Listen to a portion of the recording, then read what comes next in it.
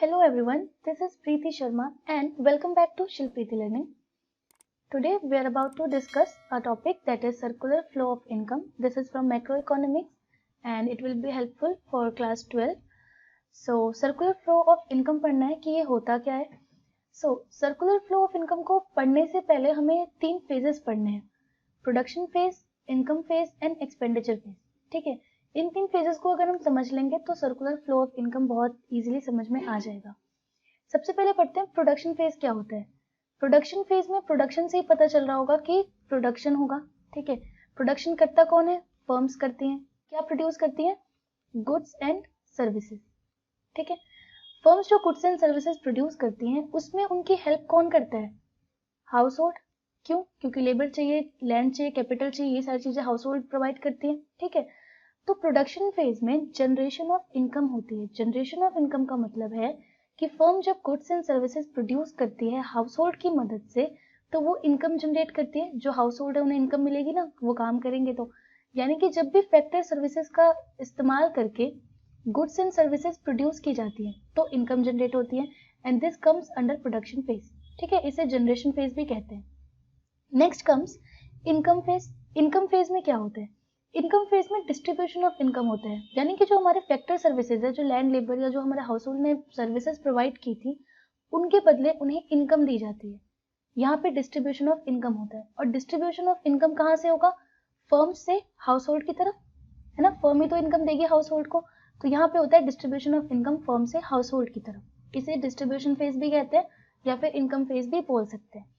Next आता है expenditure phase. Expenditure phase में डिस्पोजिशन ऑफ इनकम होता है. डिस्पोजिशन ऑफ इनकम का मतलब है इनकम को खर्च किया जाता है. और खर्चा कौन करेगा? जिसे इनकम मिली वो. इनकम किसे मिली थी? हाउस होल्ड्स को. अब जो उन्हें इनकम मिली है उसे स्पेंड करेंगे. किस पे करेंगे? गुड्स एंड सर्विसेज पे, है ना. और ये गुड्स एंड सर्विसेज बनाता कौन है? फर्म्स. यानी कि इनकम का एक सर्कुलर फ्लो नजर आ रहा है. फर्म्स ने जब गुड्स एंड सर्विसेज प्रोड्यूस की थी तो इनकम दी थी किसको? हाउस होल्ड को. और उसी इनकम का यूज करके हाउस होल्ड फर्म्स की गुड्स एंड सर्विसेज को यूज करेंगे, मींस कंज्यूम करेंगे.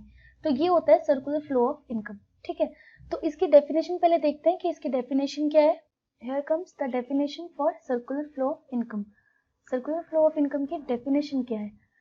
तो यहाँ पे हमें दिख रहा है the cycle of generation of income in the production process.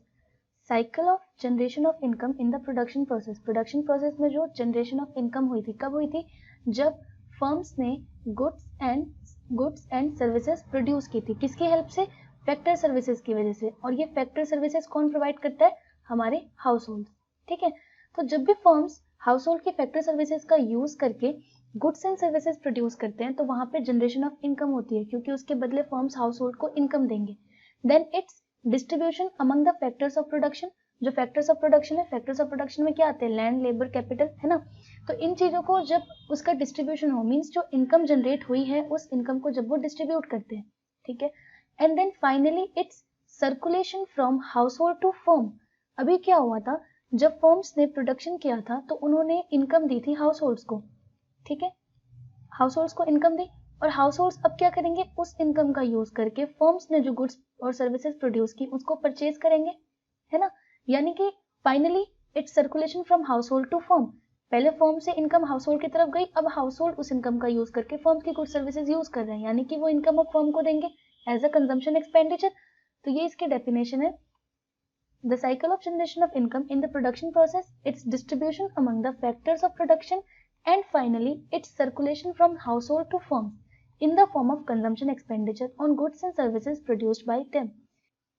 So अब इसका मीनिंग क्या हुआ कि फर्म्स ने जो इनकम हाउस होल्ड को दी थी उसी इनकम का यूज करके अब वो फर्म्स के जो गुड्स एंड सर्विसेज है हाउस होल्ड यूज कर रहे हैं. ठीक है.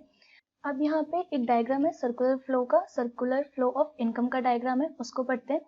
यहाँ पे हमारे पास एक हाउस होल्ड है और एक फर्म है. ठीक है. यहाँ पे क्या हो रहा है? हाउस होल्ड ने अपनी फैक्टर सर्विसेज दी हैं फर्म को ताकि वो गुड्स एंड सर्विसेज प्रोड्यूस कर सके.